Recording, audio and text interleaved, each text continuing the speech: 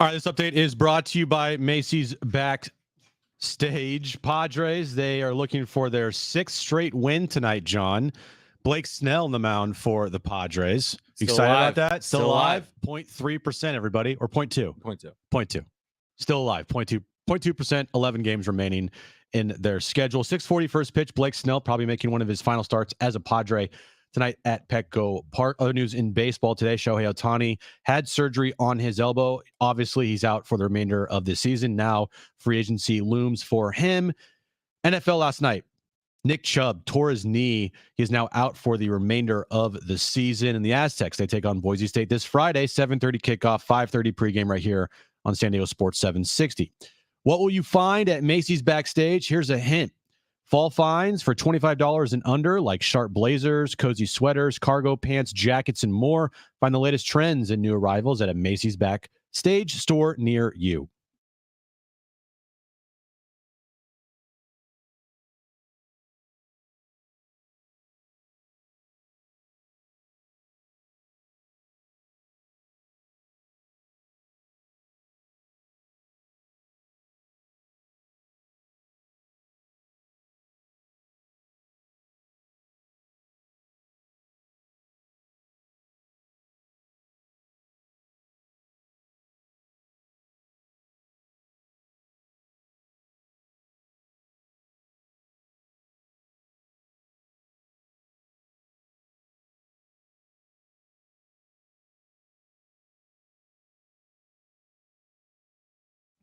All right, San Diego and Southern California, what's going on? It is hour one of Jon and Jim. There's a ton to get into, obviously. We're going to do it actually coming up within about 30 minutes with Grant Paulson. Great voice on baseball. Major League Network Radio. Grant Paulson will join us at 3:35.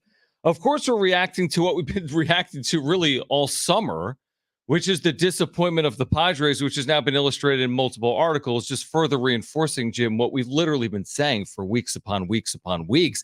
It's like, some of these articles could have been written based on just listening to our opinions on the state of the franchise, right? Kevin on Friday really laying into the culture in the clubhouse. I thought Dennis Lin and Ken Rosenthal today, if you missed it, it's in The Athletic, the title, The Padres' Disastrous Season Reveals Shaky Foundation and quote-unquote institutional failure. I thought today took it from in the clubhouse to outside of it, right into the crosshairs of the GM in the front office. Of course, this is something they did in 2021.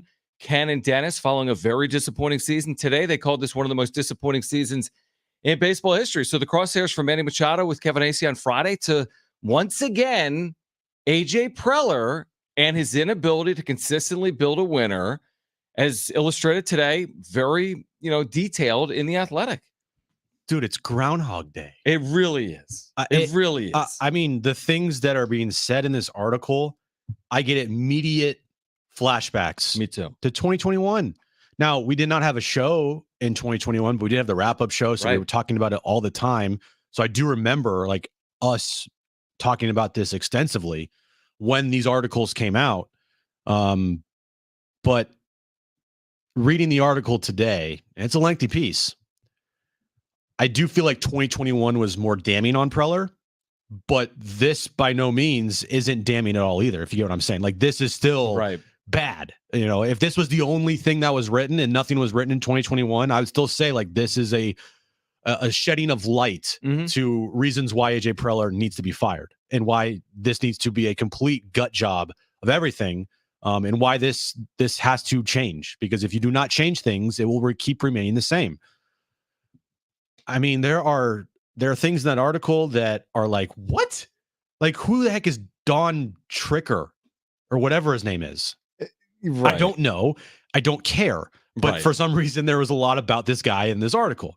There was also, things in this piece about what we know Preller to be, and that's a complete micromanager.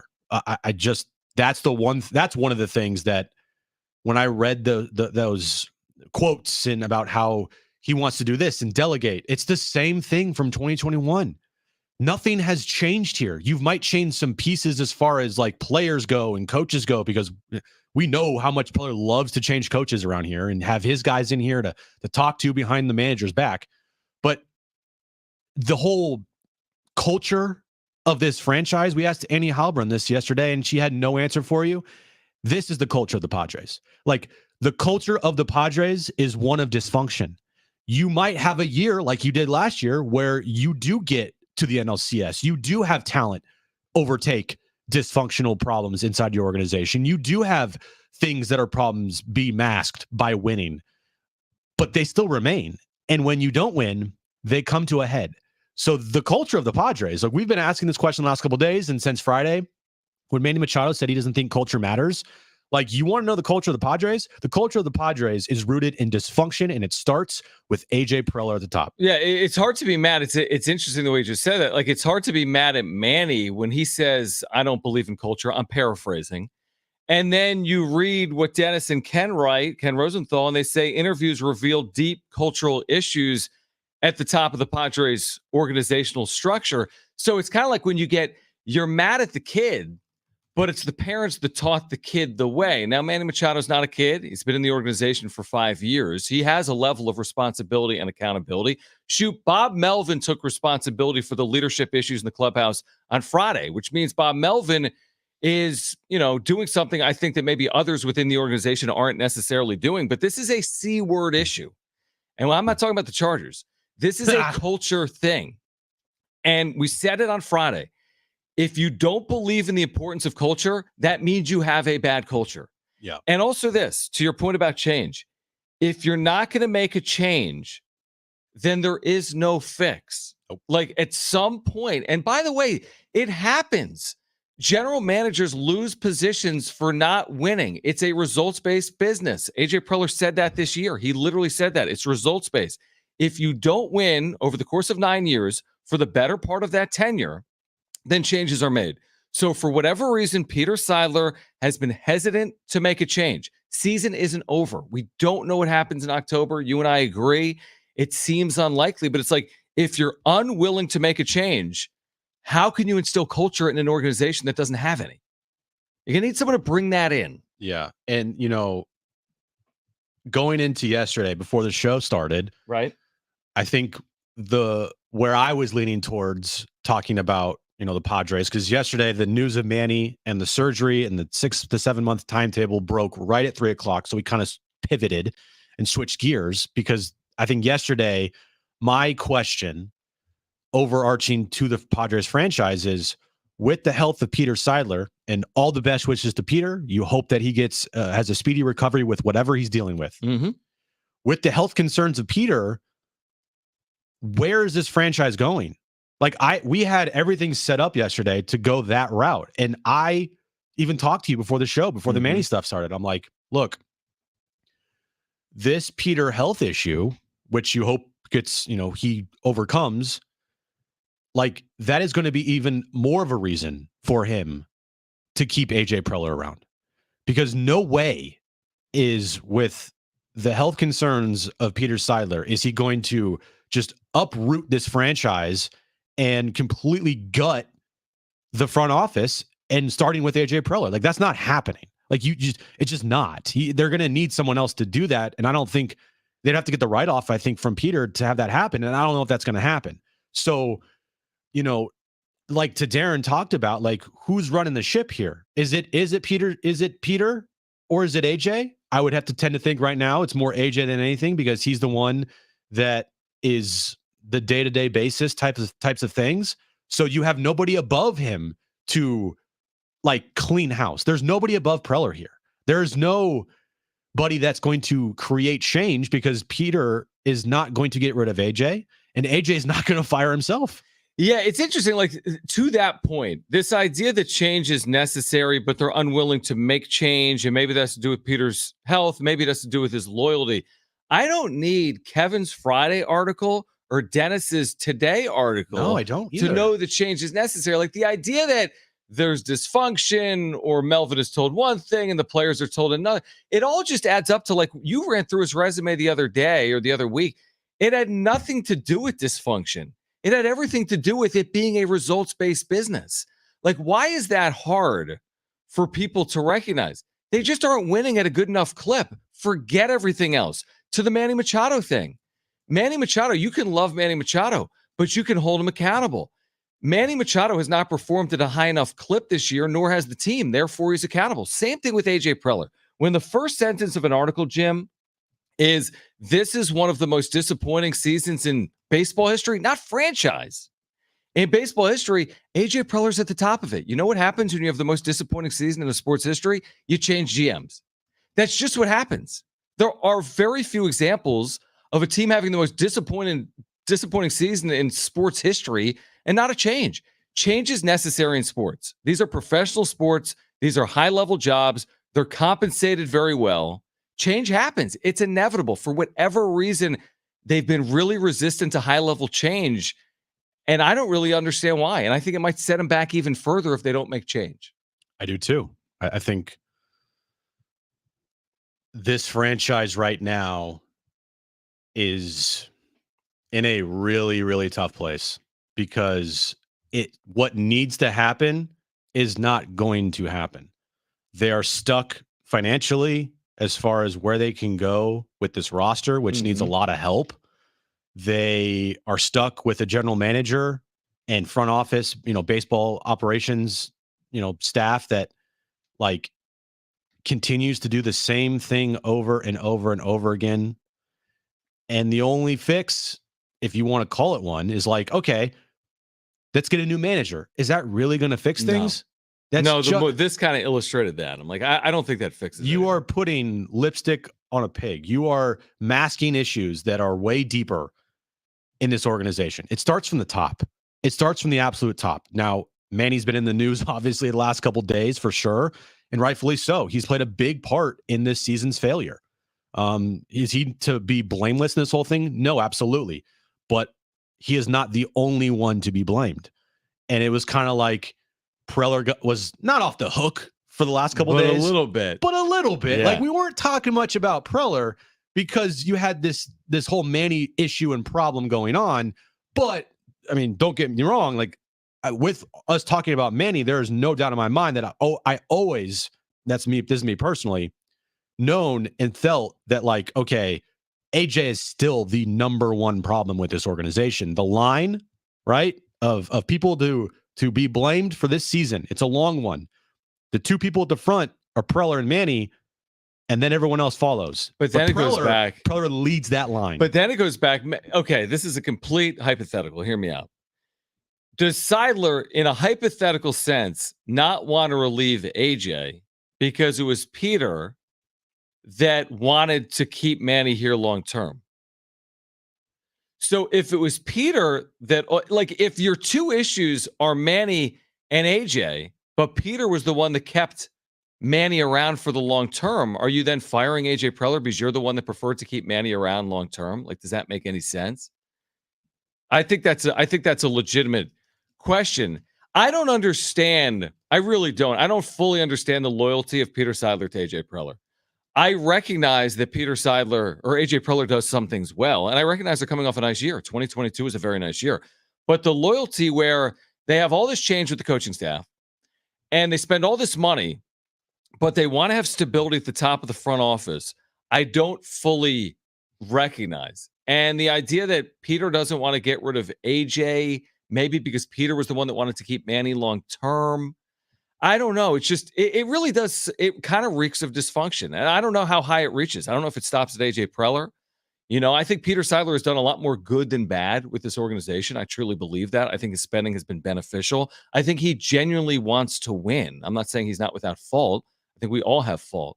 But I don't understand this obsession with seeing it through for AJ Preller, the third longest tenured GM in the sport, heading into his 10th year if he returns in 2024. Yeah, I don't. I look at this franchise in a position where there's not many moves to make. I don't know what moves they're going to make to fix this thing other than getting rid of AJ Preller right now. By the way, I'm on the record saying I don't think it fixes it in the short term. I think in the long term it could. Absolutely. I don't think 2024 is going to be better without AJ Preller. I don't think all of a sudden it changes everything. Their payroll goes up or their payroll goes down. I mean, I still think 2024 has been written by AJ Preller. It gives you a chance to get out underneath it moving forward. But well, you're also it's it is a completely unfortunate situation, and that the first thing on everyone's mind should be the health of Peter Seidler. Mm-hmm. But for this franchise and the direction that it's going, he can't. I don't envision him making any moves. I don't envision him doing something drastic here, because the number one thing that should be on his mind is getting healthy and getting better. Like, he should not be worrying about this dysfunction, which is the Padres right now, unfortunately. Like, that is a problem.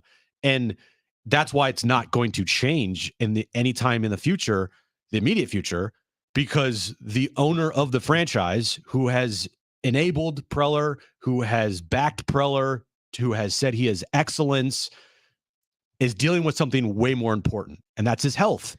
And so for him to make this drastic change with his franchise and do the steps that's necessary for an owner to do, to right the ship, to get the right people in here, to, interview multiple people and talk to people about who they should, get outside opinions. Like, I don't feel like that's something, unfortunately, right now, that Peter Seidler is able to do, because he is dealing with his health. Yeah, if that's the case, you might be 100% accurate. I think what often happens in professional sports, if that's the case, then someone else runs the operations of the business, because clearly the owner wants what's in the best interest of the franchise. Like, I'm sure Peter Seidler, the last thing he wants is to set the organization back because of his health. Right. So at the very least, if there is something that's going to sideline Peter for a significant period of time, you think there would be. I'd be shocked if there weren't. You think there'd be plans in place to make sure the organization is able to be as successful as possible,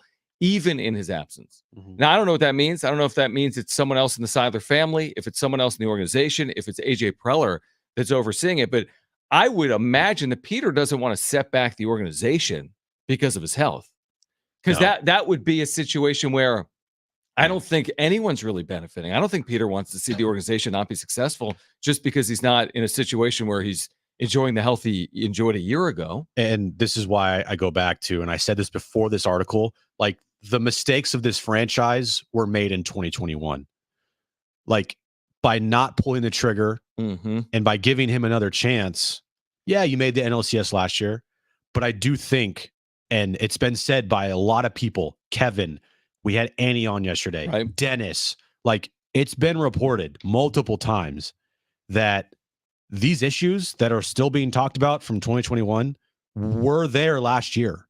And Kevin, without the winning, writes almost the exact same thing. There's problems in this organization still, and they need to be fixed. Yes, winning masks all, but at the end of the day, if you have something that's brewing in the corner, which is dysfunction, which is the word that's used a lot with this franchise, you can only mask it for so long before it comes to light, before it completely overtakes everything. And yes, could they win next year? And then guess what? They're doing the exact same thing. They are masking problems. They are looking the other way on problems. They are hiding problems that are still there. Those problems are going to be there. It's like Fernando Tatis Jr. when he broke his wrist, all right? And he tried to have that thing heal up, but he didn't get the proper surgery, so it healed wrong. Those problems still remained in his wrist. The only thing that changed his wrist was getting the actual surgery. The Padres team right now in franchise is afraid to get that actual surgery needed to fix things. They are just letting things heal improperly. Yeah, I like the analogy. I think, and you could also argue this, that by masking you can win, but can you win at the highest level? No, I don't think you can. I'd be all for. I could care less about dysfunction if the team fell to bed winning 95 games and playing in a World Series every second year. But that's very hard to do. If this was Houston and there was dysfunction, you know what I mean? If this was the Yankees of the 90s, bad example, and it was completely dysfunctional, but you were winning, 86 Mets, right? There's books written about the craziness, but they won at the highest level. But you have to ask yourself, does this dysfunction create a ceiling that makes them incapable of winning a World Series? Now, I don't really know the answer to that. I mean, they got to the National League Championship Series a year ago. At the end of the day, were they really that close to winning World Series? The answer is no. No. They got nowhere near getting through the Phillies. And let's be honest, the Phillies got nowhere near getting through the Astros. Nope. So it's not like they were on the precipice. It was Game 7 stuff. Yeah. And they blew a lead with Josh Hader on the mound. So that's the other argument. I'm for it being dysfunctional if they can win. but their dysfunction only creates winning like every 9th year. And you have a manager who is probably likely gone, and a general manager who they can't coexist. Right. That was illustrated in this article. And then now it seems like AJ Preller is going to get another opportunity, right, to hire another manager. Right. Brody Brazil said it the other day. He works in the Bay Area. He's covered Bob Melvin for over a decade. He has been, with Bob Melvin for the longest period of time. And he said it perfectly. Like, if you have a bunch of high-priced players, okay, and you have a payroll over $250 million, and Bob Melvin can't even fix your issues, it's not Bob Melvin's fault. Does he have blame on this season? Absolutely. Does he make some questionable bullpen decisions? Absolutely. But if you can't make it work with Bob freaking Melvin, you might have to turn around, AJ, and look yourself in the mirror and wonder why you couldn't make it work with Bob Melvin. Right. And is it Jace Tingler and Andy Green and Bob Melvin, or is it AJ Preller? Like, and everyone can find flaws in all of them. Yep, first-time managers. Absolutely.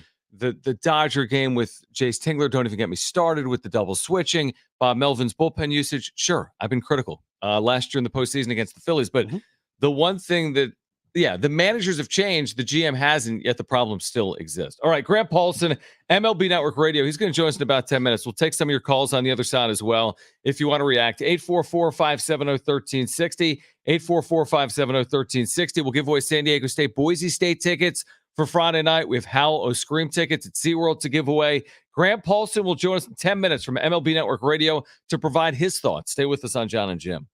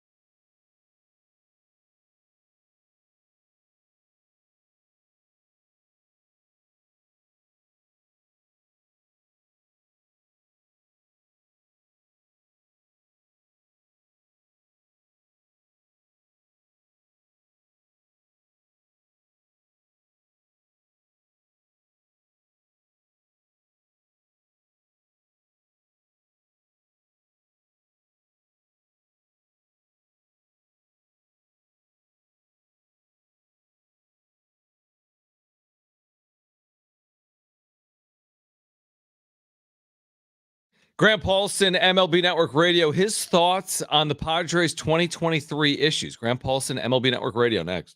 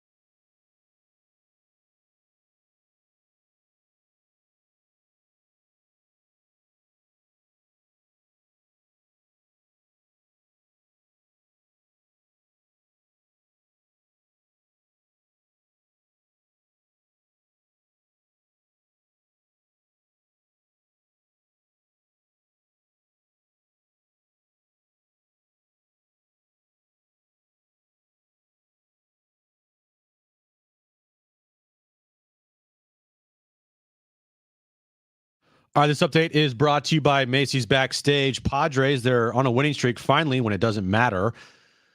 5 games in a row, they have won now. They're going for their 6th straight win tonight. Padres Rockies, 6:40 first pitch. Blake Snell probably making one of his final starts at Petco Park tonight for the Padres. Moving over to NFL news. Nick Chubb last night tore his knee. He's going to be out for the rest of the season for the Cleveland Browns and the Aztecs. They take on Boise State this Friday, 7:30 kickoff, 5:30 pregame right here on San Diego Sports 760. What will you find at Macy's Backstage? Here's a hint. Fall finds for $25 and under, like sharp blazers, cozy sweaters, cargo pants, and jackets, and more. Find the latest trends and newest arrivals at Macy's Backstage store near you. All right, Grant Paulson, MLB Network Radio, in 5 minutes will join us. His thoughts on the Padres 2023 season. What's next? Also, tickets for San Diego State, Boise State. We'll give them away today. We've got tickets for Howl O Scream. We'll give away, but let's get to the phones. 844-570-1360. Dave, thanks for your patience, and thanks for calling into Jon and Jim. What's going on? Well, no problem, guys, and thanks again for the forum. It gets more interesting by the day. Jon, to your point, about if AJ leaves, it's not going to get any better next year. Well, yeah, that's true, but you got to start someplace because we've seen this train wreck happen now several times, and so it's inevitable that you're going to have a starting point. So, the sooner the better, as far as I'm concerned, because you can't keep going in this direction. So. Where the Padres, what they miss in that front office, I've said this to you before, I'll say it again. Ron Fowler was, I think, the adult in the room. And it was pointed out by Tom Krasovic, I think, very accurately in his column a few weeks back, that when Peter came into baseball, he did not have any baseball experience, basically came out of the family head of the O'Malleys or the association with the Dodgers, was not a baseball operations guy. Ron pretty much was the managing partner at that point. When Ron stepped aside, the love affair with AJ began. And if you see the chain of events that happened afterwards, I think that explains the bromance that's gone on between the two. And I think the good question to ask, maybe you can text Kevin Acey on this, is there other minority partners that have the ability or the legal capacity to take over in the event of Peter Seidler's absence? It's an interesting, fascinating question.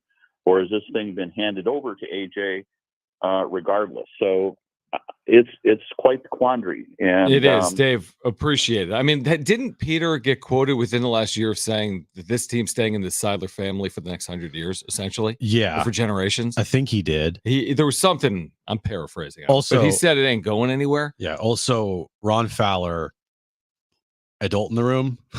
Yeah, I don't know about that one. I don't think so. I don't know anything about that. But the interesting thing is, like you said, Peter's health is of utmost importance. But what's also important to sports fans and Padres fans is obviously the day-to-day operation and the success of the San Diego Padres. That's reasonable and realistic. What happens in the event where Peter has to deal with his health first? I think that's a fair question. It is. And who is the one overseeing to make sure decisions are being made to benefit the Padres organization? Because these things don't just like stop. They continue to go. They are all year. Yeah. The Padres will be around for when we are gone, for when everybody's gone. Hopefully. But that's the thing here is these sports franchises, they don't go anywhere. They just change hands, So it is a huge, huge question to be asked. And it's going to be fascinating when at the end of the season, there will be a press conference. Oh, no doubt. It will be fascinating to see who is at the podium with AJ Preller, if anybody is at the podium with AJ Preller. Maybe Manny. Because the one thing that Preller won't have at this end of the year press conference is that security blanket and that person that has complete faith and trust in him. And oh, by the way, it makes it that much better that person that has all those things for him is the owner of the team. Yeah, no, I agree with that. I would say this. You're 100% right there. But if AJ Preller's got to go up there for 40 minutes and talk to the media, and even if the media is critical, it's fine. You know what I mean? He doesn't work for the media. And whatever their line of questioning is, you know how AJ answers questions. Doesn't even answer the question. Grant Paulson, MLB Network Radio, kind enough to spend a few minutes with us today here in San Diego. Grant, we appreciate your time. We've been discussing really ad nauseum for the better part of the 2023 season, the disappointment of the Padres, right? And they finally put together a 5-game winning streak, but it's like, too little, too late, obviously, at this point. As you look at it from afar, how the Padres went sideways this season, how do you try to make sense of what has transpired here in San Diego? I don't know that I can. I mean, it's completely confounding. I'm baffled. I was doing a show this weekend with a former executive of the year and a former longtime GM, Jim Bowden, and he actually said that in his, I don't know the number, but 30-plus years in baseball, he finds this to be one of the most confusingly bad teams that there has been. He was obviously, like everybody else, high on them, and we kind of went through it and tried to figure out how we got here. But, when you look at some of the star power and the performances of those players, while many of them, I'd say, disappointed some, they were good enough. I mean, you may have a Cy Young Award winner, and you've got hitters in that lineup that, while they maybe were a notch below the expectation, were good enough over the duration of a year probably to get where they needed to go. But, I just look at their expected win-loss, which I'm a believer in, right? It's run differential. It kind of bakes in what your record should be when you spit numbers out of a computer. And they're an 84-67 team, which is quite literally, 11 wins better than they've been this year. You almost never see that kind of discrepancy between your record and your expected win-loss. An 84-win record, you're tied for the NL Central lead. You're 5 games better than the Diamondbacks, an 8-game off the pace of the Dodgers. You're above the Phillies and the Marlins in the NL East. So it's stunning. I can't believe we're here, but they're obviously in trouble going into the offseason, and they got a lot to answer. Yeah, it feels like a deja vu moment from 2021 here, Grant. And the deja vu moment is potentially AJ Preller giving another opportunity to hire another manager. Do you think that Bob Melvin should be fired at the end of this season? I don't. I happen to think he's a really good manager. The problem is that this was not a good managerial job that he did, but I think there are other questions to ask, right? I mean, they've got to make some change.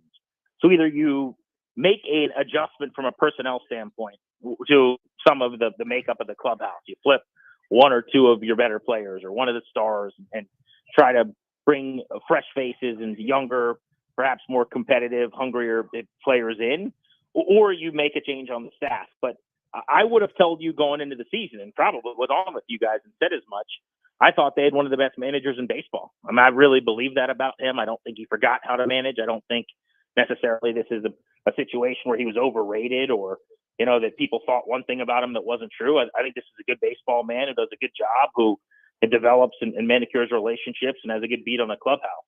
I just think they don't, for whatever reason, seemingly have the right mixture. And as an analytical guy, sometimes you talk about things and you kind of roll your eyes, whether it's chemistry or continuity. And, that's hard for me to grasp, but this is the great example of a team that lacks it. I haven't read some of the stories about this team. I would bring him back, and I would do my best to bring in a couple of players to try to change this clubhouse, like your quote unquote, like good guys who, the dude that takes naked batting practice when things are going wrong, those types of guys. And I just don't know if they have the right mixture. It doesn't seem like they do.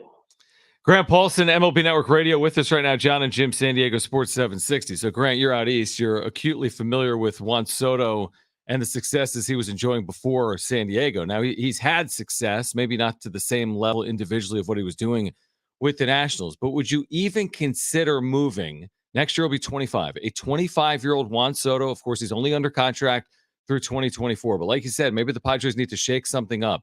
Would any of shake something up involve moving Juan Soto prior to 2024? Yes, I would. I would definitely do that. I think it'd be a mistake for them not to trade Juan Soto. My reasoning is the same as why I thought Washington should trade him, and it's worked out really well for them. He's an incredible player.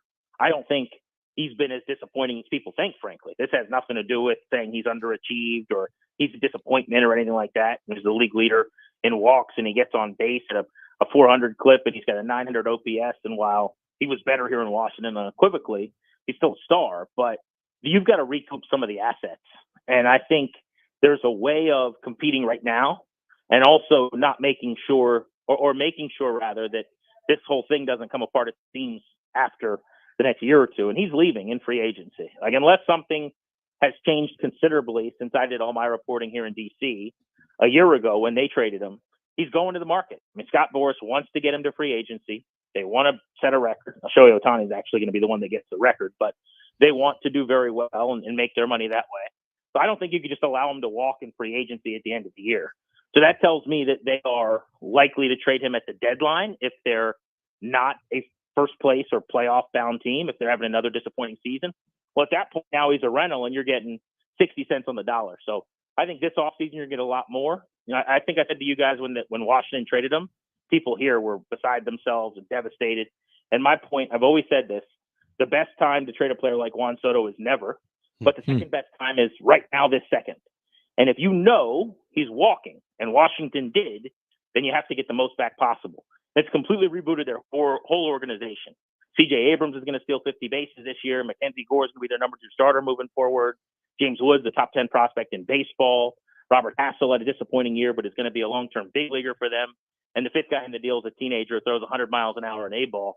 I mean, it's just a game changer of a trade. And I think the Padres, while they're not going to get anything like that, could add a couple of key pieces to the system or a young major leaguer or two, if that's the route they want to go, that might be able to help change the complexity of the clubhouse a little bit. And real quick, Grant, before we let you go here, you talk to executives all the time around baseball, people in baseball. The Manny Machado situation this year, not a good season on the field and in the clubhouse, with what was reported last week. What is the view of Manny Machado around baseball? It's a good question. I've never specifically asked an executive about him directly, so I don't want to pretend that I've heard directly from anyone on that. But what I would say is I think he has long been an outstanding player, but I don't know if you want him to be necessarily like the guy that runs the clubhouse. And maybe he can do that. I'm not sure. My time around him mostly was more so when he was in Baltimore early in his career. And now obviously he's 30 and a veteran. he's been around for a long time and played a lot of good baseball. I think if he was hitting, if he had 34 homers and 110 driven in, and instead of hitting 250, he was hitting 280 his career average, and his OPS instead of 765 was 835, where it has been the rest of his career. We're probably not talking about this today because they're playoff bound. The 2 years they've gotten to the playoffs, he's been great. But the one thing that really bothered me, maybe that's not the right word, but sound curious, was in the Kevin Acee report and the story you're alluding to, where he basically questioned, according to the story, like how important chemistry or clubhouse continuity really is. Mm-hmm. Like that is scary. Yeah. I mean, like that was, you don't want your height. Like you can't, if you're the 23rd guy in a clubhouse and you say that, like whatever, that and a couple of bucks gets you a box of donuts. But when you're a $300 million man in the face of a franchise and kind of we're building this whole thing around you in some way, man, I didn't like hearing that. And it kind of speaks to maybe how this thing got sideways. If it's not a priority for the guys that should be running the whole outfit, that's how all of a sudden you look up and you go, wait a second, well, why aren't we caring as much and working as hard as the other teams, which was kind of something he suggested was an issue. Yeah, the idea that what is this, high school baseball or college baseball? Culture that doesn't was matter. from and him basically saying, culture. I mean, give me a break. I mean, but yeah, a lot of people in San Diego have been discussing. Right? It was, and I think that was the word he took issue. Like, does culture matter? Really? I mean, wow. Like, you got to read, one or two books from the sports icons that were coaches or championship level executives. The score will take care of itself from Bill Walsh to find out. If your leaders don't think culture is significant, that's a bad starting point.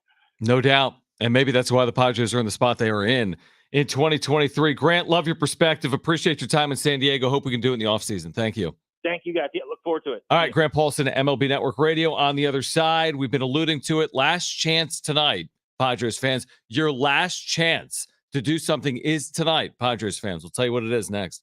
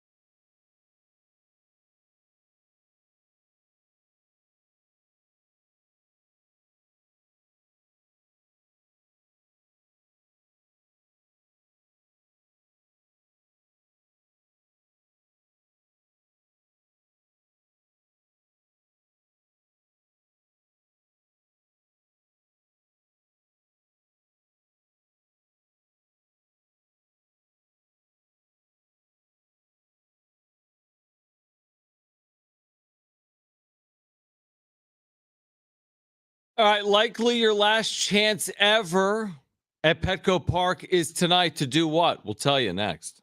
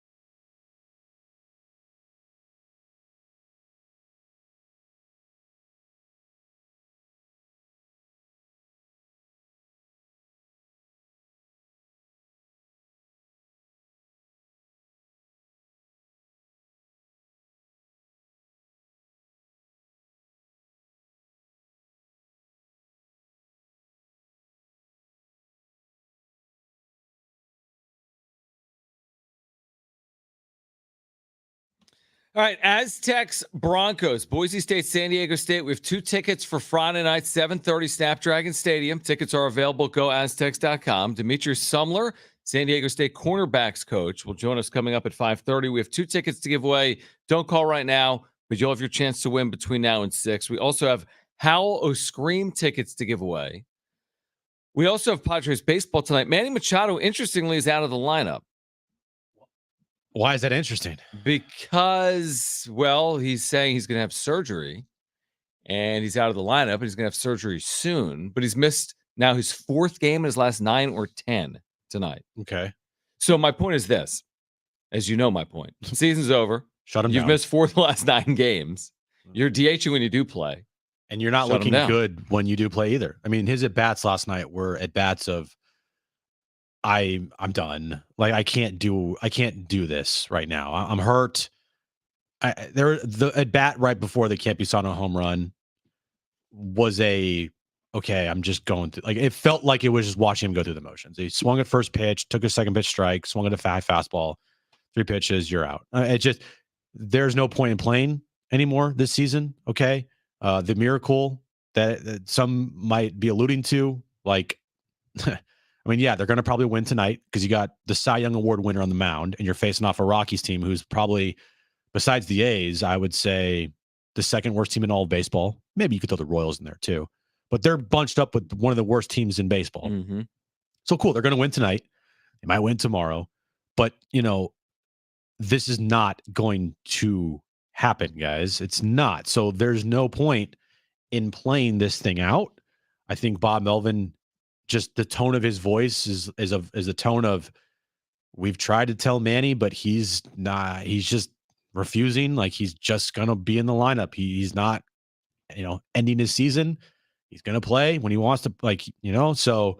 Well, I don't understand if you're not going to shut it down until you're mathematically eliminated, but then you aren't mathematically eliminated and you're not in the lineup. Yeah. So, like, if you're not going to shut it down, okay. But if you're not going to shut it down and not play, then I'm not really okay with that. Here's the other thing. This is your last chance, Padres fans, ever, in all likelihood, to see Blake Snell as a Padre at home. He couldn't pitch anymore in this homestand? This is his last chance to pitch at home. I don't think they're going to pitch him Sunday. 3 games later, there's the off day. Are they going to move him up to pitch him Sunday? Now, he'd be on full rest. Are they going to do that to pitch him Sunday? I'd be surprised if they've been doing that with Blake Snell. Have they been skipping to pitch Blake Snell with off days? I don't think so. They've been using 5, right? But if they wanted to, if Blake Snell wanted to, he could pitch Sunday. I guess as opposed to pitching in San Francisco. Here's the thing: in all likelihood, this is your last chance to see Blake Snell at home, and it's in the midst of a Cy Young season for a team that's not going to the postseason on a Tuesday night against the Rockies. This could be it. As good of a season as you can have for a starter. Basically, he's approaching 180 innings. He leads the league in ERA. He's been great since May 1st. What's the atmosphere going to be like tonight? They had the giveaway yesterday. Very good crowd. I would assume, because we've seen it all year, it'll be a good crowd tonight as the Padres look for a 6th straight win. Well, the Padres in the midst of it's so Padres that you get the best showing from a fan base ever in Petco Park. Set an attendance record last night against the Rockies. Sellout after sellout. I think they have 58 sellouts on the year. That's amazing. Not counting Mexico City, because technically those were home games. So that's amazing. They're only going to play 80 games at Petco Park this year. They have well over 3 million fans, the most since the opening of the ballpark. And then that's sandwiched in between, this article from Kevin on Friday, and then today, this article from Dennis and Ken Rosenthal. Like, if that's not so Padres, I don't know what is. Yes, thank you, fans. Oh, by the way, the organization is completely dysfunctional. The clubhouse has a leadership problem. And, oh, by the way, we're spending $250 million to finish in 4th place in the National League West and miss the postseason and be under 500. And even yesterday, with a 5th consecutive win, their elimination number went down because Cincinnati in front of them won. And the issue is you're chasing not 1 team or 2, not 3 teams, but 4. You'd have to pass 4 in the final 11 days. All right, on the other side, we're going to get to the wrap. Plus, in the 4 o'clock hour, your chance to win Howl O Scream tickets. This is at SeaWorld San Diego coming up later this month through October. Howl O Scream tickets. We'll give away San Diego State, Boise State tickets. Hour 2 of Jon and Jim comes your way next.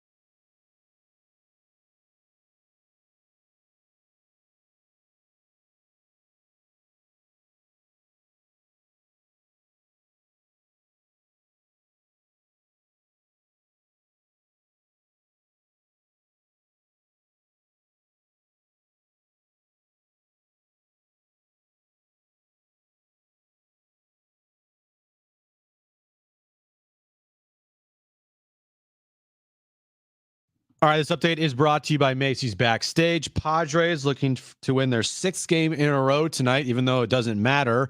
Blake Snell on the mound for the Padres, 6:40 first pitch against the Colorado Rockies. Other news in baseball today, Shohei Ohtani had surgery on his torn UCL. He will be ready for training camp next year. Excuse me, I'm thinking baseball or football. Spring training, not training camp, you idiot. Spring training. Shohei Ohtani will be ready for spring training next year for whatever team he is on, but he will not pitch next season. What, John? Say it. Just listening to you. I know. It's a problem. I'm imagining being a listener. I know. I'm sorry. It is a problem. And the Aztecs, they take on Boise State this Friday night, 7:30. Kickoff 5:30 is when our pregame coverage starts right here on San Diego Sports 760. What will you find at Macy's Backstage? Here's a hint. Fall finds for $25 and under, like sharp blazers, cozy sweaters, cargo pants, jackets, and more. Find the latest trends and new arrivals at a Macy's Backstage store near you.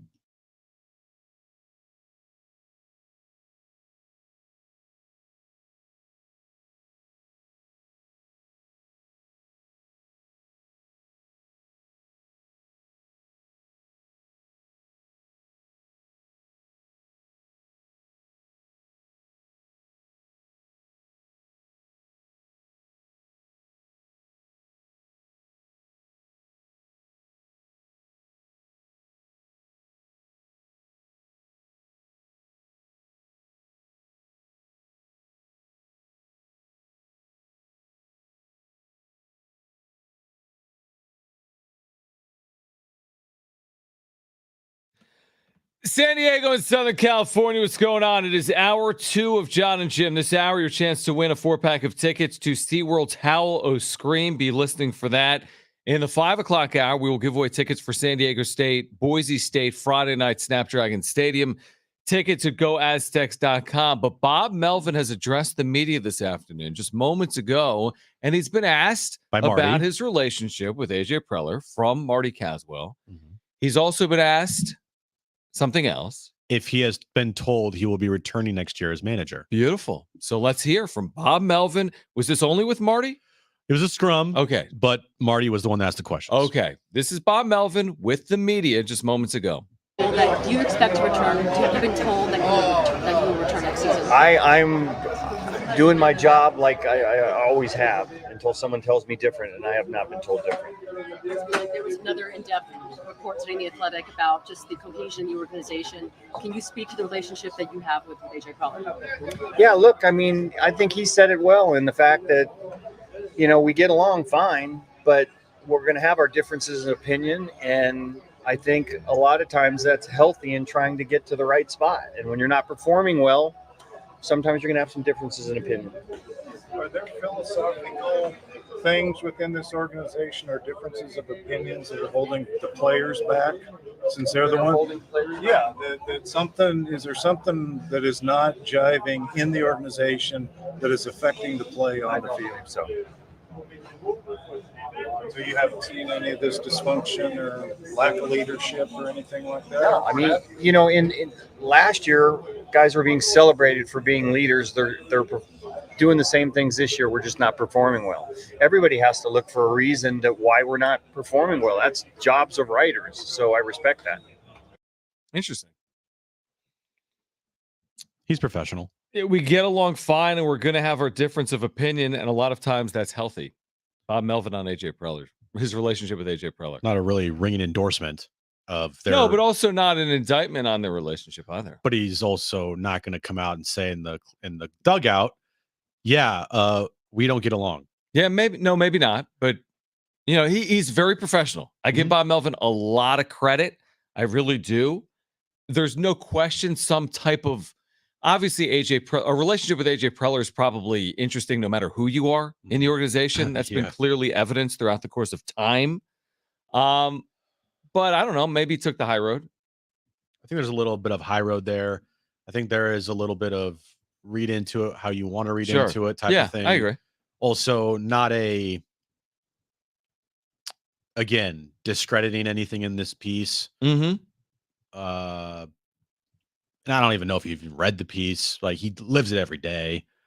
But I do think that, you know, when he says there, well, hey, everything was great last year and they were called leaders. Like, okay, but you're having a much different dynamic this year, Bob.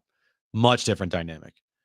And to be frank, Bob, it wasn't the best of seasons last year. Like, cool, they made the NLCS. That is a great accomplishment. But like getting there, it was a bumpy ride.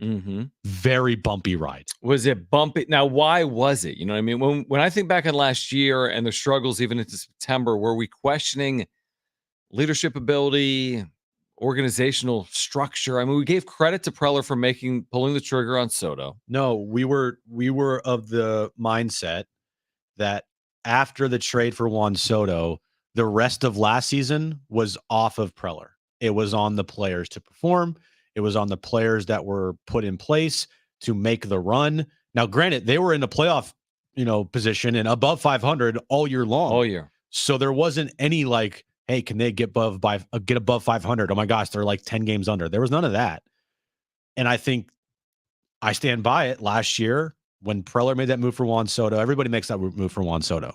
Juan Soto didn't perform like he could have performed and like everyone expected him to perform the final 2 months of the regular season. Yes, he had moments in the postseason, absolutely, and helped get them to the NLCS. But the rest of last year was, I think, and I said it, like I'll stand by it. If the thing went sideways last year, I don't know how much I could have blamed Preller for it.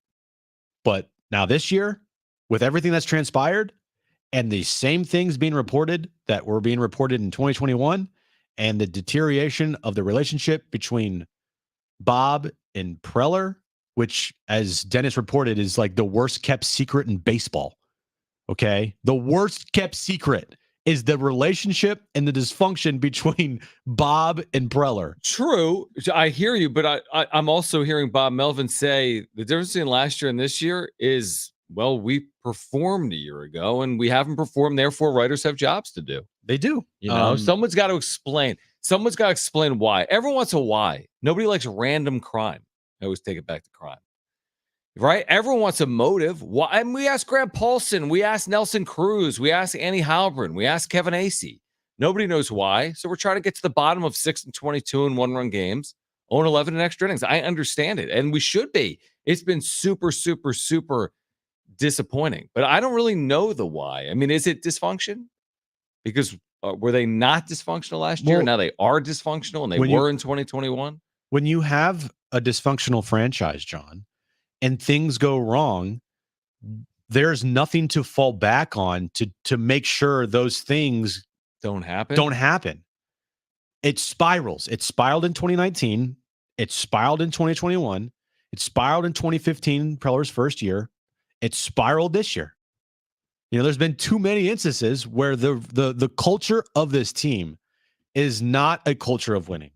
It is a culture that is run by a guy who is best served as a scout and is best served to not be the president of baseball operations, because in his mind, working harder than everybody is going to be what makes him good. Let me ask you this, and this is a question for our listeners, 844-570-1360. Is culture bad because the team is losing? Or is the team losing because of the culture? Let me give you this. They hire a new GM, and they have a losing record each of the next 2 years. Is it a bad culture? Or is it a bad team? I mean, right? If they lose next year. But it's hard to say it's a bad team with the talent they have. Now it turned into a bad team. Right. But like going into the season, I think everyone 100% agreed, like this is a good baseball team coming off an NLCS run, the players that, thing. But when you have such a bad culture and you have the same things that are happening year after year after year, and then you don't play good baseball, and then you don't have that winning culture to fall back on, and then you don't have that person in the clubhouse to take the reins to steer the ship, right? You don't have that person in the clubhouse that wants to steer the ship. You have a collection of talent, then it all crumbles. And so what, I guess, and I'm just asking because I don't know. I agree with what you're saying. We could put on the players, I guess, more so next year. And we do but if next year looks like this year and the GM is different, then do we blame the front office? All I know is, yes, those things could happen. It also could happen the other way, where you hire a new general manager and then next year you have them win And then it's like, or oh, you it's can all keep AJ Preller and they win next year. or they keep AJ Preller right? and win. But all I know is that what has happened with Preller right now has not worked. No doubt. It just hasn't worked. And to continue to give this guy another opportunity after opportunity after opportunity after 9 years of pretty much failure in one season where you do something, that to me in this sport, when you're dealing with this much money and you're dealing in professional sports, like, I'm sorry, you have nothing to fall back on your resume to say why you should be kept as the general There's manager. no doubt. And even without the C word culture, you could get rid of AJ Preller. You could just say you haven't won enough. Yeah. It has nothing to do with anything about it. I mean, you could fall back on here's why, but Right. the why is you just don't win. AJ Preller's quoted in the article. I think he said at some point, maybe in June, I forget, maybe the last time I met with the media or maybe around the trade deadline. It's a results-based business. I take responsibility for the team's performance, something like that. And honestly, look, after this piece gets published today, right? You would have to think this is no surprise to anybody in this organization, especially AJ Preller, that this piece was being not only written about, but it was going to be published today. I would bet you that there was a heads up, like, hey, this is coming out, like, just letting you guys know.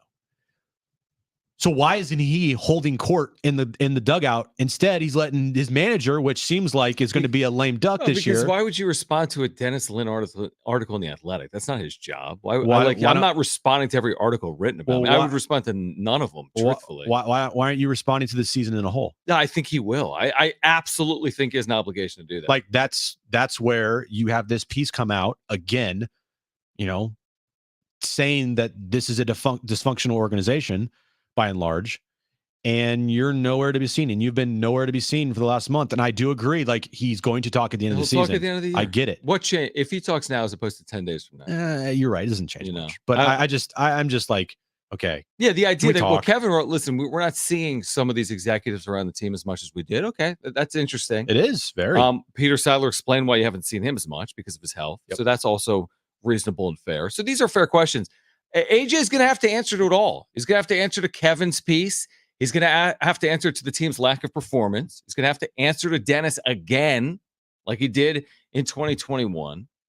Now, at the end of the day, AJ doesn't work for Kevin, me, you, Dennis, Ken Rosenthal. So if Peter keeps him, then he can answer the questions again, and nothing's really going to change. Nothing's going to change, guys. It's unfortunate, and you just got to hope that these guys have better seasons next year, because the culture of the team, the behind the scenes of the team, the, development side of the team, the building a cohesive roster of the team, getting you enough depth for this team, it's just not going to be there. So you better hope that whoever they have on this roster next year has good seasons, and that they can prevail, and that they can overcome dysfunction, and that they can overcome micromanaging, and they can overcome lack of depth, and they can overcome a lack of a farm system that produces, and they can overcome whatever else it may be. Like that, to me, if you're going into next year and you keep status quo more often than not, right? That, hey, you just hope that they have good years so they win, and then you can cover up all the crap in the corner until it starts to smell again, to the point where you have to uncover it, and it's like, oh, that crap is still there. It's not gone anywhere. It's still making the house smell. We just covered it up and sprayed some stuff on it to make it smell better in here for the last hour. I like the analogy, just like Colin Cowherd. But better. But even better. All right. We want your reaction to it. You can text us 70470. Start it with team. You can call us 844-570-1360. Right now, though, let's get to this.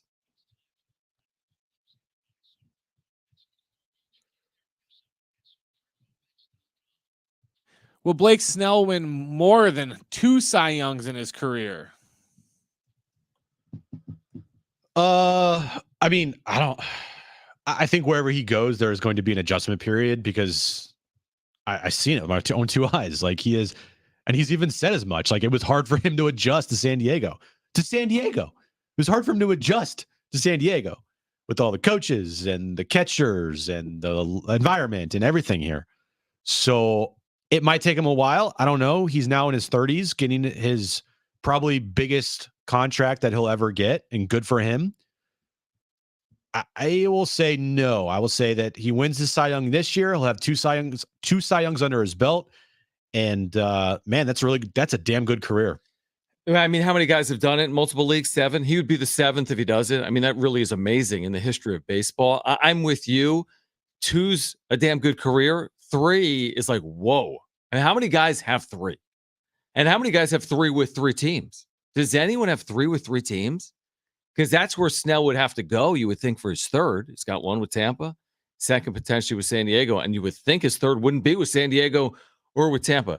His career's interesting. He's he's had some really amazing moments. He's had some bad seasons as well. I wonder how we'll look back on Blake Snell's career. If he pitches until he's like 38, captures 2+ Cy Youngs, he'll be an interesting study in a multiple Cy Young Award winner's career.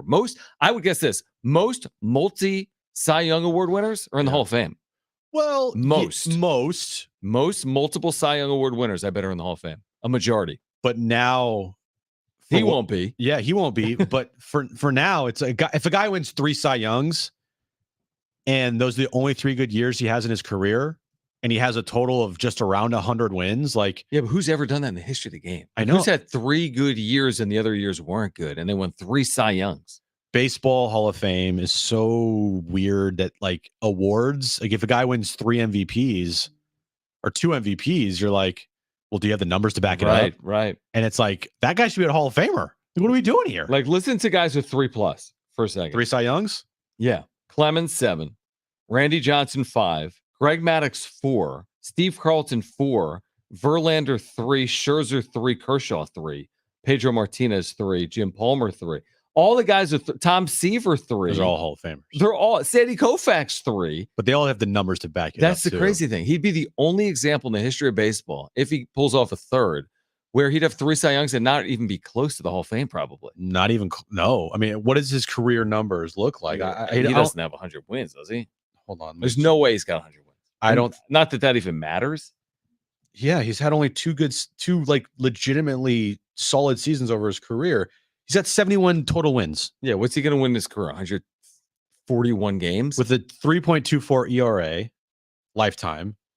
And overall, he's accumulated 20.4 in WAR. Yeah, it's weird. He's a weird example. Yeah, he doesn't have he can't even back it close up. to 2,000 strikeouts. Like, he's only pitched 979 innings. He's only pitched 979 innings in his career? Yeah. Wow. All right, next question. Will the winner of Friday's San Diego State Boise State game play in the Mountain West title game?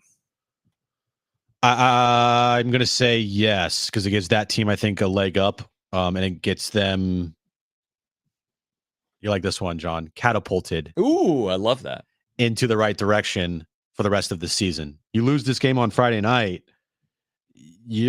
I feel like it's going to be very tough. Boise would then drop to 1-3, 0-1 to start their conference play. San Diego State will be on if they lose, would be in a 3-game losing streak, 0-1 to start in conference play. It is a very important game for both teams. The winner, I do think, has, will be steered on the right path to get to the conference championship game. It won't be easy at all for either of these teams, but it's a good starting point for sure. Yeah, I think the winner gets there. I do. Now, to your point, it's not easy because Air Force is good and Fresno State could be like on an undefeated season when they get to San Diego Thanksgiving weekend. So there's 2 other really good teams potentially, Air Force and Fresno State. But I think the winner of that matchup, San Diego State, Boise State, will find a way, to your point, won't be easy, but will find a way to a Mountain West title game. Next question. Do you agree with Athletic that this year's Padres are one of the most disappointing teams in baseball history? Not just Padres history, baseball history. Yes. Baseball history, they will go down as one of the biggest disappointing teams ever. The hype at the start of the season to where it finished up, you can't tell me that's not the most disappointing team in the sport. I can't think of any other team with the expectations and the hype that this team had going into a season with the players that it had on the roster, coming off an NLCS run, to then finish under 500. It would be one of. I think one of is fair. I think to put on the pedestal as the probably isn't. Do you have any other team that you think of? I would think of the Mets this year, $100 million more spent.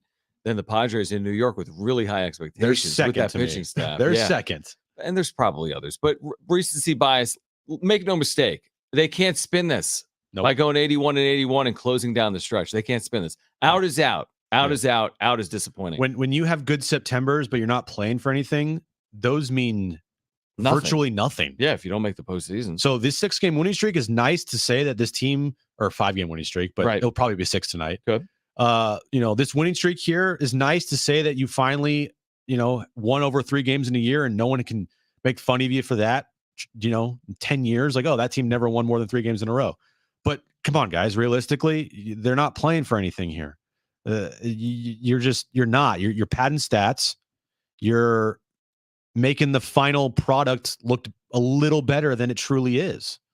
The second that September 1st came, when they were, I think, 10 games under 500 around there, and they just came off one of the worst Augusts ever, it was over.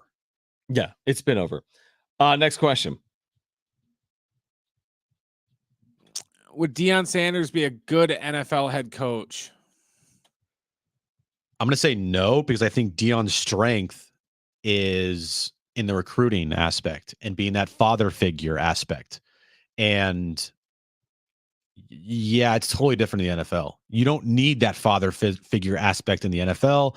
I think the recruiting aspect in the NFL, it's completely different than what Deion's trying to do at Colorado and in college football. And as Joel Klatt, said on Colin the other day when he was asked about this NFL question, he's like, no, he's not going to the NFL. Like, I've talked to Deion. He says he's not going to the NFL. So there's no point in asking, would he be going to the NFL or not? So I think he is, ready for this, primed for a great career in college athletics because of how he runs the show and what type of, style he has. Yeah, Jerry Jones was asked about it. He said he influences for your people. pun.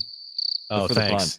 Jerry Jones says he influences people, and of course that's part of it in the NFL, but I don't want to go there because you know where that starts going every which way. Of course, if Jerry Jones started talking on it. The thing is like, if it ain't broke, don't fix it. If you're a good college coach, go be a good college coach. We've seen this time and time again. Yeah, you think Nick Saban's like, man, I should go back to the NFL. Right, exactly. I think it's a big no because players in the NFL, they don't want to be coached, and half the time they don't want to even be told what to do. So, they want good schemes. They want good plays called. Yes, Deion is better off motivating, he's a motivator of young men, not just men. So I think, 18, 20-year-olds will listen to him, but when he has to deal with, 28, 30-year-olds, they're not going to want to do that. Well, he's pushing the right buttons. He's saying the right things. What did he have to say about Colorado State's safety that knocked his star out for the next 3 weeks, at least? Travis Hunter. I think somewhat surprising words, but again, very appropriate from Deion Sanders. So hear from Deion on the other side. Plus, still ahead, your chance to win a 4-pack of tickets to Howl O Scream at SeaWorld and tickets to see San Diego State and Boise State Friday night at Snapdragon Stadium. Deion Sanders in his own words up next.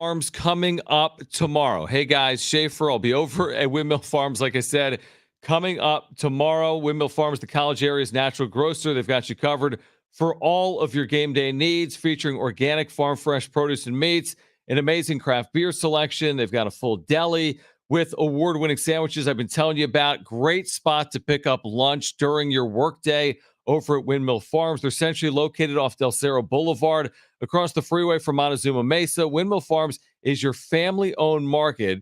They've been serving the San Diego area for 20 years. Now, you can visit windmillfarmsmarket.com to see their weekly specials. Again, that's windmillfarmsmarket.com to see their weekly specials, or check them out on Instacart.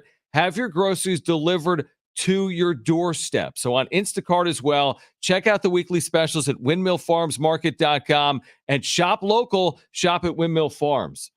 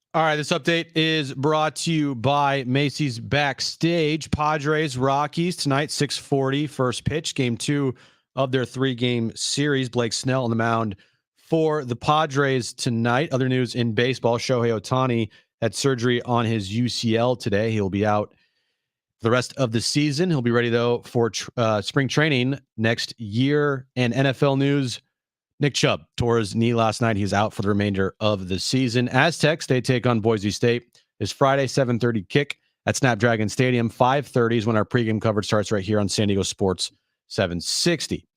What will you find at Macy's Backstage? Here's a hint. Fall finds for $25 and under, like sharp blazers, cozy sweaters, cargo pants, jackets, and more. Find the latest trends and new arrivals at a Macy's Backstage store near you.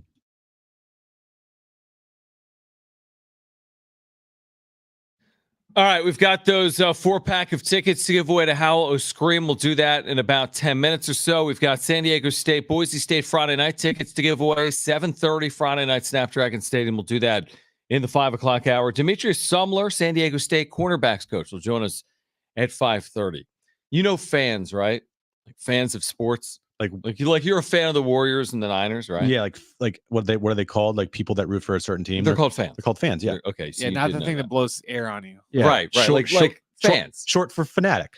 Right. So fans are crazy occasionally, and we understand it. Social media, your team loses. Jim goes on Twitter and says the quarterback sucks. Brock Purdy, you're terrible. I don't. But you get the point, right? You put "I want to die" on social media.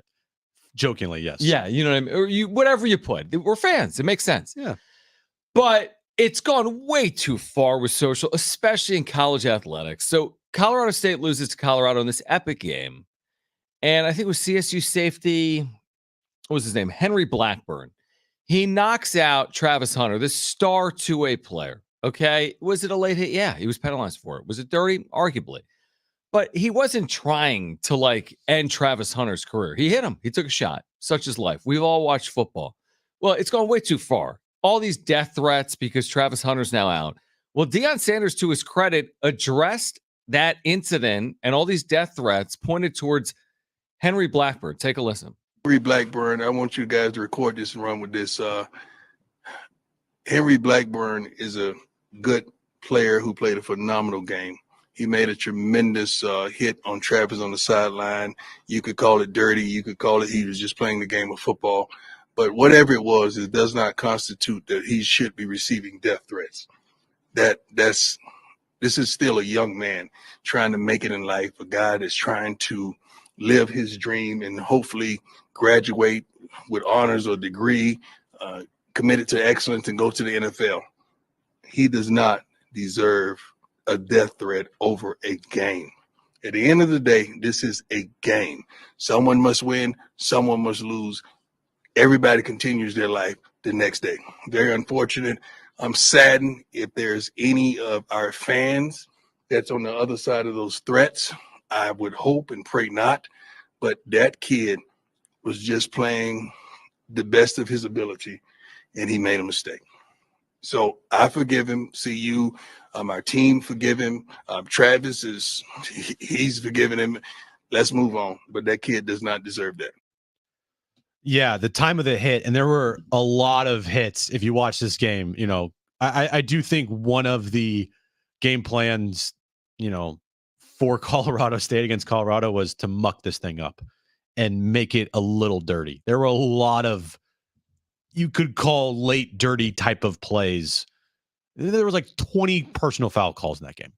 Now, granted, it was half of them were on Colorado. It was both teams, but also Colorado State did things that were like, whoa. And I think it was, that hit was the biggest one of the things that were called. I was not expecting, honestly, Deion to do that. Neither was I. I expected after the game, on Saturday, for it to be like, kind of like, hey, that was uncalled for. That's not the game of football. That's a cheap shot that we don't take lightly here. And it injured one of our players and one of our guys for the foreseeable future. And that was dirty. But instead, he did not do that. And I think good on Deion, because I don't know if I could be doing that. I don't know if I could do that. He pushes the right buttons. It's amazing. Like, in my opinion, with Dion, like he knows the media business. He really does. He knows how to talk to recruits. He knows how to talk to the media. He knows how to talk to his fans. But he's reasonable considering the circumstances. In state, Colorado, CSU is a big deal. It would be so easy to take a shot there at CSU. Jay Norvell, that player, easiest thing in the world would be to do that. What's hard is actually to do what he just did. Yeah. That takes more. Mm-hmm. It really does. Guys, we have to remember, what position did Dion play? Yeah, he played secondary. Cornerback. Yeah. So, he knows what it's like to go up there and, hit a guy that's in motion trying to catch a ball that's in midair. And, sometimes you go in, for one hit and you end up, it ends up a different hit that you don't intend to. So, he gets what it's like to play secondary and gets that, to us sitting in the stands, that always looks like, oh, that's a dirty play. He did that on purpose. But the people that are actually played out there, that's, like you said, it's part of the game. It happens. Even late hits happen, and quote unquote dirty plays all the time. Yeah. That's not a reason to, that's not a reason for someone's like life to be in jeopardy. Yeah. That's absurd. No, yeah, we can all agree it was a dirty hit, but like at the same time, I've seen way dirtier. I've seen way dirtier as well. It is also a in-state rivalry game. Yep. So everything's ramped up to a million. Yeah. And by the way, you take that being an in-state rivalry game ramped up with everything that happened last week with Jay Norvell and Dion, and the amount of publicity that this game got and exposure that this game got, ramp that thing all the way up to literally like a billion. So yeah, tempers were flared in that game for sure. And Dion presses the right buttons, man. He just had the number one recruit quarterback, number one recruit for the 2025 class. He's a quarterback from, I think, either Ohio or Michigan. I don't know where, but it's somewhere on the East Coast.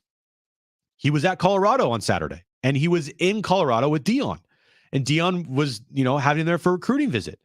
You're getting the number one recruit in the entire 2025 class, who's a quarterback. Forget his name, but Dion knows what he's doing. Okay, he's changing things, and it's happening very quickly. But how about this? I mean, he got Travis Hunter, the number one player in the class of 2022, to go to Jackson State. Yeah, that's all you need to know. Okay, the number one player in the class of 2022, a Florida State commit, to go to Jackson State. Now, NIL has obviously been a huge story with Dion and Colorado. It will continue to be. But if you can get Travis Hunter to go to Jackson State, you can basically, he's positioned very well from a recruiting perspective moving forward. All right, on the other side, we've got tickets to give away to Howl O Scream. Call right now if you want a 4-pack of tickets to SeaWorld's Howl O Scream at SeaWorld San Diego. 844-570-1360. That's the number to call. This is a great giveaway. The number to call, a 4-pack of tickets to SeaWorld San Diego for Howl O Scream. The number to call is 844-570-1360. This starts September 29th. It runs through Halloween, October 31st. More information at SeaWorldSanDiego.com. Great giveaway. Call right now if you want it. Now, first two callers will be contestants for our trivia game, Trainwreck Radio. 844-570-1360. That's next on Jon and Jim.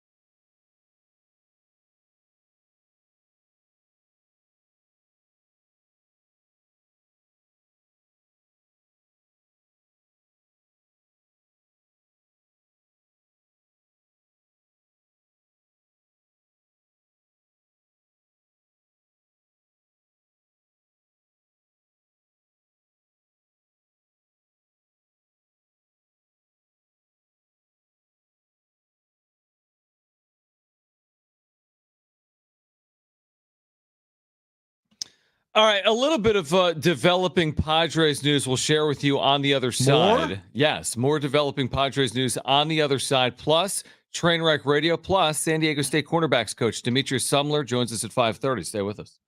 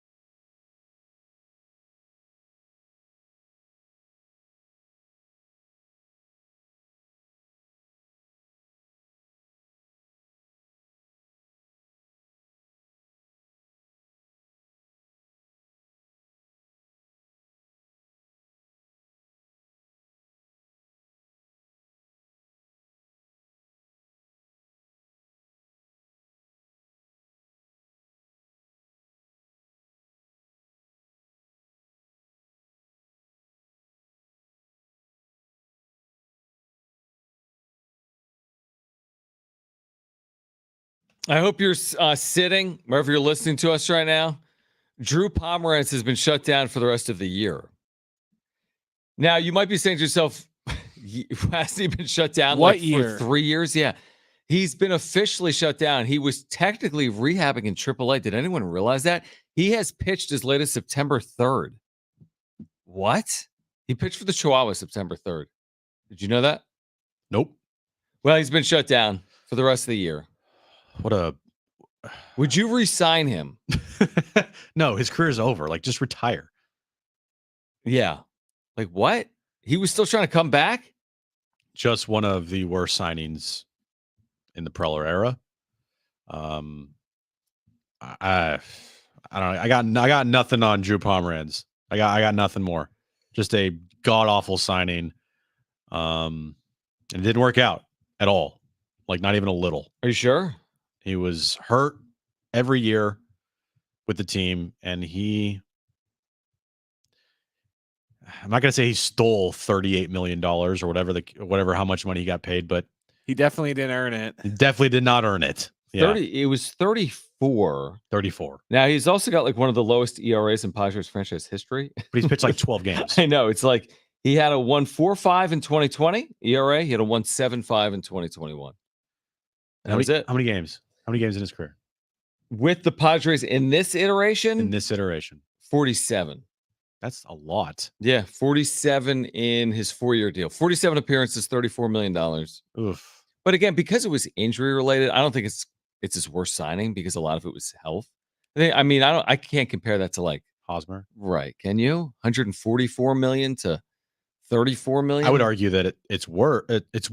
I would argue Hosmer's the worst, but I would also argue that this probably is second. At least Hosmer played. That's it. Okay, rank the worst Preller signings. 70470 started with team. I mean, what's other than Hosmer? What's been really bad?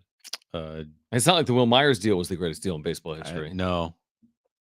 And Will Myers, a lot of the bad moves by Preller are like trades too. It's still to be determined on Bogarts. How does that pan out? Still to be determined about Tatis.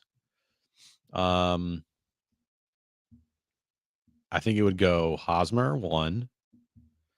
It's hard for me not to put Pomeranz 2. It's just a bad contract because it was a reach 4 years for a reliever. It's just a bad contract. Will's bad. He had a couple nice years, but everyone loves Will, but it's a bad contract, guys. Yeah, I can't think of anything off the top of my head. 70470 started with team. Demetrius Sumler, San Diego State cornerbacks coach, will join us at 5:30. We have Aztec tickets to give away in the 5 o'clock hour. Right now, let's play.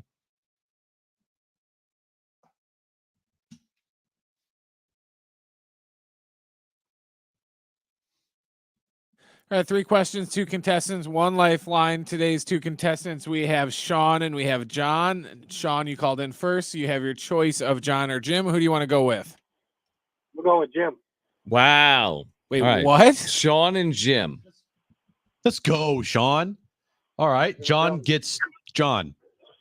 So Perfect. that works out perfect. That's simple for us, but I think that's the first person in like 2 weeks to pick easily. Jim. Yeah, easily. Thank you, Sean. I appreciate you. We're going to win today, buddy. Brent, what is today's question of the day? All right, as we briefly touched on it because he was on what's left of Jim's fantasy team. It's brutal out there, guys. Nick Chubb suffered a season-ending knee injury last night for the Browns. He also happens to be the second leading rusher in Georgia Bulldog history. Today's question, can you name any of the other players in the top 10 career rushing yards for the University of Georgia? Layup. There's some pretty big names in here. Yes, there are. I'm drawing them. Okay. Okay.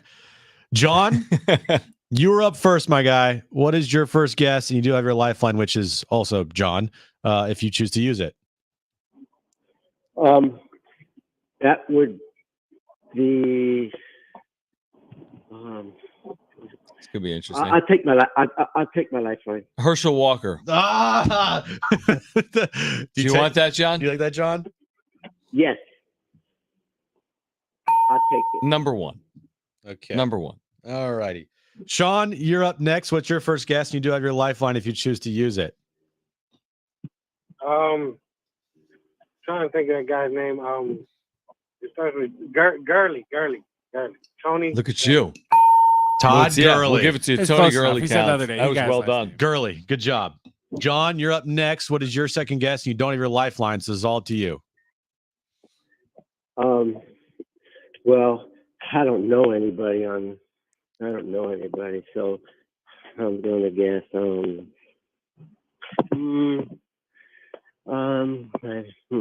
I don't know. Name a running back. All right. Brent said no. Saquon Barkley. No. No, because he went to Penn State. Well, whatever. It's a name. Sean, you're up next. What's your second guess? And you do have your lifeline if you want to use it. I'm gonna throw Sonny Michael. Okay. Sonny Michael. Sonny Michael. No. We know what's going on there. Okay. And if that, and you can't say Sony Michelle next time either. Oh, boy. John, what's your final guess? What do you got? Mercury Morris. Mercury Morris for the lead. No. And basically, we should just X Sean through. We should just go to the tiebreaker, Brent. No. Oh, okay, fine. Let's go to the tiebreaker. We're going to the tiebreaker. Go to the tiebreaker. Okay, we're gonna go to the So I got tiebreaker. nothing. Guys. I got nothing. I got nothing here, guys. I'm This tapped out. This is how overtime is going to work. I'm going to ask you a question. When I'm done asking the question, you're going to yell out the name of your partner today, either John or Jim. Whoever yells out the name of their partner first, you're going to win the game by getting the question right, or you're going to lose the game by getting the question wrong. You guys got it? Yes. Got it. Today's overtime question. Where is the University of Georgia located? Jim. I heard Jim. Is this a city or a state that you're looking for, Brent? The city. The city. All right, Sean, what do you got, buddy? You know what state Jim Georgia's in? 5 seconds. Where is it located? Yes. What Yeah. city is the University of Georgia? Answer. Which town? Georgetown? Georgetown? Georgetown. Georgetown is incorrect. It's Athens. I don't know what's happening. Did he say Georgetown? Whatever it is, he didn't say Athens. Did he say Churchtown? Georgetown? Brent's looking at me like I have 3 heads. What do you know? He didn't Google it quick enough, so The answer is Athens. Because when you said the question, like, where is the University of Georgia located? yeah, I wasn't going to accept Georgia. Like, I'm like, Yeah. that's flat out cheating. Yeah, I'm not accepting that as All right, who's on this list? No Sean Moreno's on this list, obviously. Dude, Jim's he like, is. I'm done. Who else? Okay, so Herschel is number 1. Nick Chubb was number 2. Sonny Michael. Sonny Michael. He Sonny was Michael, 3. Todd Gurley was 4. Garrison Hurst played forever for the Cardinals. name. He was 5. Former Niner, right? Yep. Yeah, there you go, Jim. Lars Tate, I never heard of him. He was 6. DeAndre Swift, Eagles NFL, right now. yeah. Jim's other team. He was 7th. No Sean Moreno, he was 8. Rodney Hampton was 9, and Thomas Brown was 10. That's a great list. That is a great list of tailbacks, all-time best runners in Bulldogs history. Congratulations to John. You've won a 4-pack of tickets to SeaWorld's Howl O Scream. With every twist and turn, death-defying drop, all new special effects, and more scares in 4 terror-filled houses will give you something to scream about. There's even more dark magic lurking around every corner with electrifying and mesmerizing live entertainment. The screamiest event of the season is now at SeaWorld San Diego's Howl O Scream, starting September 29th through October 31st, only on select nights. For more information, are we all laughing at that? You can visit SeaWorldSanDiego.com. What are you laughing at, Brett? I'll tell you in break. All right. I'm not listening. Interesting idea being pitched, by the way, for the future of the Pac-12. Plus, back to what Dennis Lin and Ken Rosenthal wrote about AJ Preller's future. Awesome. Plus, Aztec tickets to give away for Friday night. Stick around for that one, everybody. Promotion and relegation? Promotion and relegation talk coming up next. If it was up to Jim, we'd be talking about Steph Curry's 17th season in the NBA. Stay with us. Here we go. I'm going to kill you.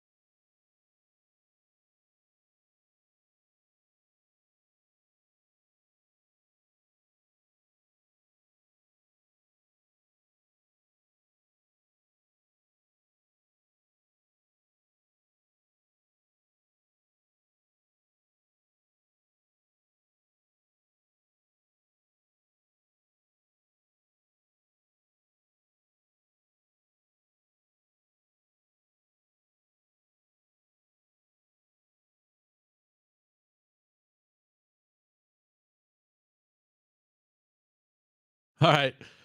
This update brought to you by Macy's Backstage. Padres, Rockies, game 2 of their 3-game series tonight at Petco Park. Padres looking for their sixth consecutive win as Blake Snell on the mound tonight for the Pods. The Aztecs, they take on Boise State. It's Friday, 7:30. Kickoff at Snapdragon. 5:30 is when our pregame coverage starts right here on San Diego Sports 760. What will you find at a Macy's Backstage? Here's a hint. Fall finds for $25 and under, like sharp blazers, cozy sweaters, cargo pants, jackets, and more. Find the latest trends and new arrivals at a Macy's Backstage store near you. Getting close to that time. Yep, that time. Quitting time. And there's only one way to handle that drive home. John Schaefer and Jim Russell. 2024 books unwritten. Nobody wants to say it's going to be disappointing in 2024. This is just creating an additional question mark. Manny Machado, will he be available or not? There's your whole offseason. There it is. That's the next 6 months. Yeah, because he's a huge part of this team. Whether he has issues being a leader and issues in that clubhouse or not. Either way, yeah. He's a huge part of this team going forward. It's tough when you look at that and you're like, wait, you're going to miss now parts of next season? Now it's time for Jon and Jim. All right, San Diego and Southern California, what's going on? It's the final hour of Jon and Jim. If you are scoreboard watching tonight, because the Padres have won 5 straight, they've got a 0.2% chance of making the postseason per Fangraphs. I've got some good news for you. I've got some bad news for you. Would you like that, Jim? So the Padres have to pass 4 teams in front of them right now in the National League. All of those teams are at least, 3.5 games better than San Diego. One of those teams is the Reds, and the Reds are trailing tonight in Cincinnati to the Twins 2-0. So that's good news. The bad news, the Marlins lead the Mets tonight in South Florida 2-1 in the 6th inning. Padres entering the night with an elimination number of 6 and having articles written about them over the last week from Kevin Acee that says the culture in the clubhouse is a problem and pointing with the leader of the clubhouse being Manny Machado. Yeah. And then today, Ken Rosenthal and Dennis Lin tag teaming on a piece centered around really the front office and AJ Preller and just the failure of this team, calling it one of the most disappointing teams in baseball history. So, yeah, there's the 1 in 100, 1 in 1,000. If everything went perfectly, they win out, get every result to go their way. Maybe we can stop talking about this. Or the 999 out of 1,000 happens, and it's been a failure. And we didn't need Dennis to write about it. We didn't need Ken Rosenthal to write about it. We didn't need Kevin Acee to write about it. We've been watching. We've watched it play out. It took them until late September to rattle off a 4-game winning streak. So here they are. We predicted this. They've won, but it doesn't really matter. Everyone's now writing about it. The only question now, Jim, is are they going to do anything about it? These articles didn't need to be written for me to go on the radio and say that the Padres need to make a change at their president of baseball operations.